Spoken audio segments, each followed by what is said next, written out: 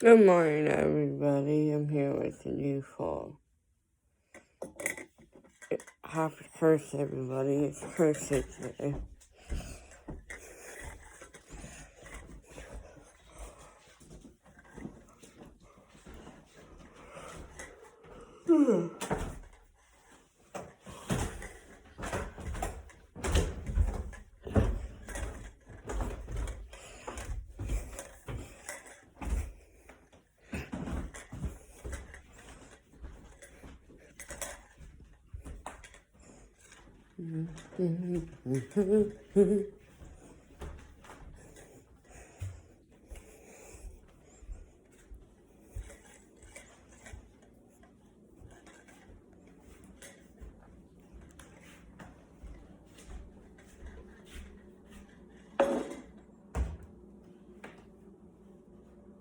Where's my cup? It's not even dirty. No? Cup's not even dirty. I haven't even used it yet. The only reason why I let it out of there is because I haven't used it yet. That cup is not dirty. I don't even use it yet. Why put it back in the dishwasher? I waited to take it out yesterday. It's not even dirty yet. Jesus.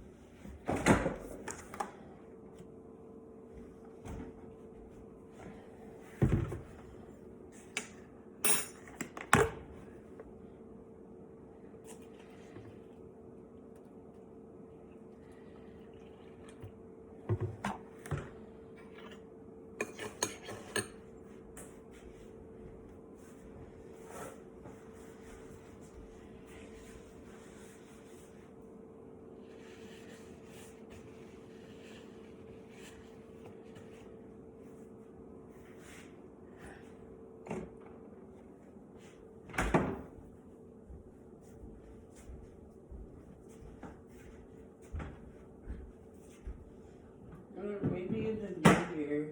I'm not for pizza. For Pizza Hut.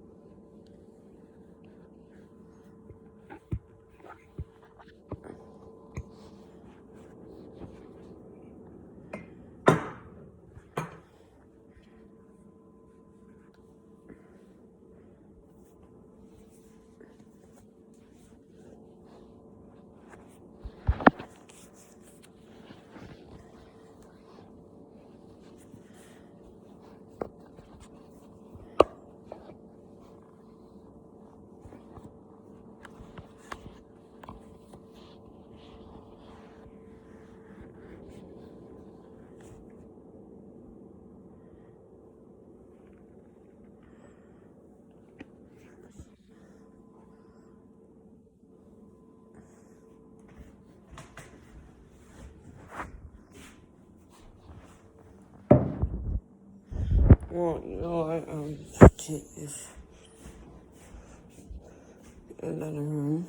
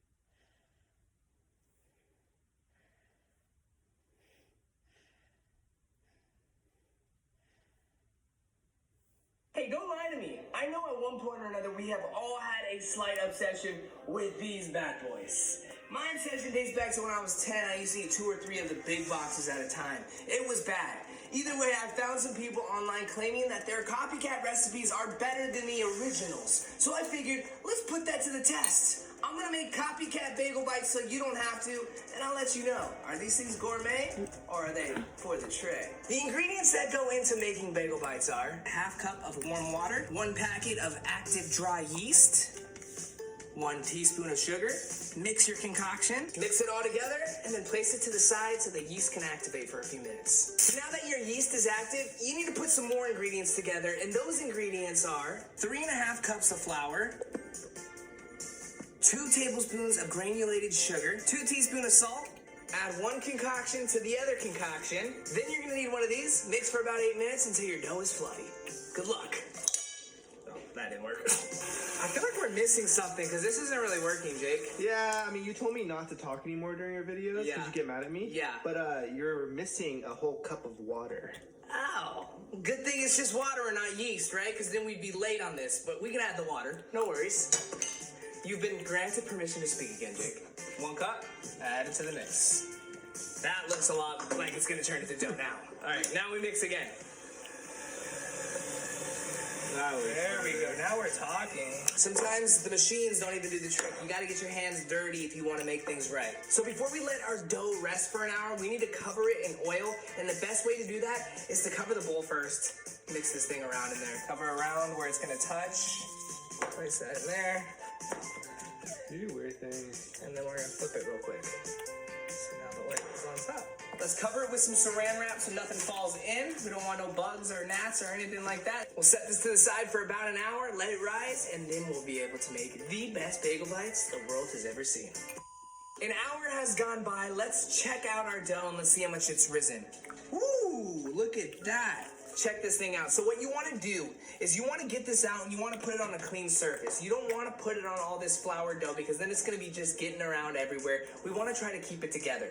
We're going to place it down. We're going to need to cut it into a couple different pieces. And I'm thinking we're not going to make that many, so why don't we make a couple and then we'll make a giant one. Oh, I'm down. That should be fun. You want to put them on the table. We're getting a ball because there's no flour on the surface. So sometimes you don't need to flour your surface. Look at this. We're learning new things today. So now that you've got all your dough laid out on the parchment paper, what you need to do is you need to dip your fingers into some flour. Dip them into some flour. Poke a hole through the dough. Before we throw these in the oven and start baking them, we gotta let them sit for 20 more minutes. Quick question, how are bagel bites so good from just the microwave? Has anyone put them in the oven? Because I have never done that in my entire life. Someone let me know in the comments. So this is gonna be our giant bagel bite. It's not gonna be a bagel bite. It's gonna be a bagel mouthful. Got the good old finger, and we're in. Here we go. Oh God, this is a lot deeper than I thought. This one we're gonna roll out a little bit to make it a little bigger. So we put our fingers in between, roll it out like this a little bit. Oh my God. Oh my God, this is getting really big. So this might just be the normal size bagel at this point. We're gonna still try though, okay? We're not done yet. Now you need to grab a lint-free towel. We're gonna be using our expensive car wash towels because there's no lint on these. I can promise you that. I've never seen any lint on my car. Here we go. Damp it up, squeeze out some of the excess. And then cover for another 20 minutes. Is that lit? That's not lit. 20 minutes later. Let's look at her now.